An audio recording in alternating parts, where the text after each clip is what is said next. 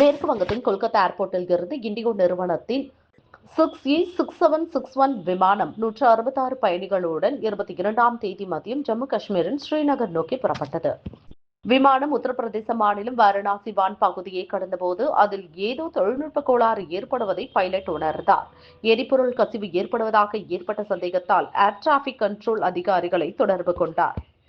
உடனே வாரணாசியில் அந்த விமானத்தை அவசர தரையிறக்கம் செய்வதற்கான ஏற்பாடுகள் தயாராகின.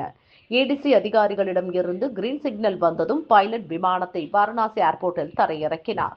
விமானத்தில் தொழில்நுட்ப கோளாறு ஏற்பட்டதை அறிந்த பயணிகள் சற்று பதற்றத்துடன் காணப்பட்டனர்.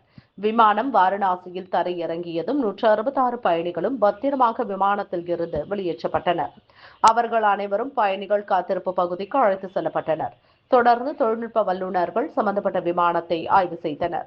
பயணிகளின் பாதுகாப்பு மிக முக்கியம். சரியான நேரத்தில் பைலட் சாமர்த்தியமாக செயல்பட்டு விமானத்தை உடனே தரையிறக்கினார்.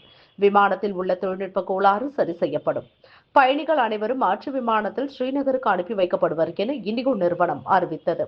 இந்த சம்பவம் கொல்கத்தா, வாரணாசி, ஸ்ரீநகர் விமான நிலையத்தில் பரபரப்பை ஏற்படுத்தியது.